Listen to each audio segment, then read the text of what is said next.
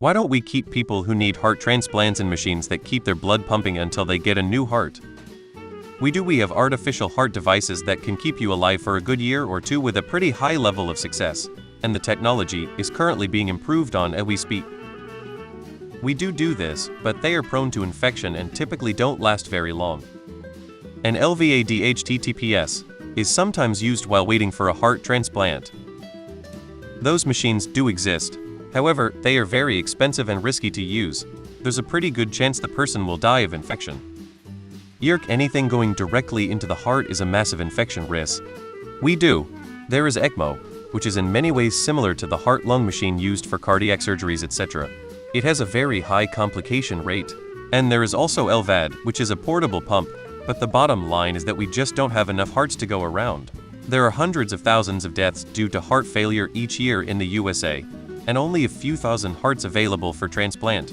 Keeping people alive a bit longer won't change that fundamental imbalance. That is one reason why ECMO is used very selectively. LVAD are now used not only as a bridge to transplant, but also as destination therapy for heart failure patients who are never going to be a transplant candidate. You have to be George Burns. This is done, but there are serious health complications and a very high risk of infection, so it's difficult to keep people alive on them for very long. The longer you are on these devices, the harder it is to wean you off. Yes, they can put you on one of these, but your chest is cracked open, you have to be under anesthetic, and you are unconscious. Do you really want to live like that? ECMO. We do.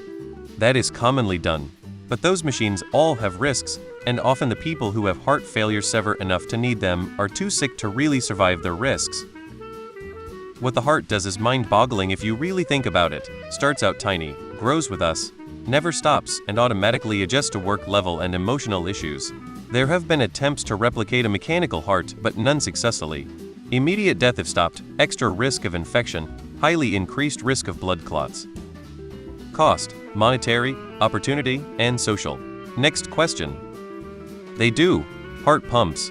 Internal external hoses that are battery-powered and SAM installed. Your DRS have real-time data of your heart, with obvious technical delay in real time, but it's a temporary solution at best.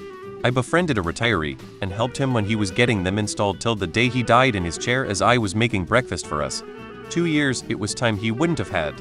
An idea of never known the man derpy little 50s boy from out west loved child toys from his era since he could never own them. Die-cast cars, trucks, wagons, etc. Syncardia.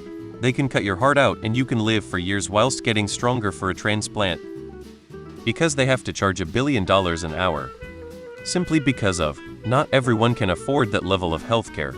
Cost? How would it be financed?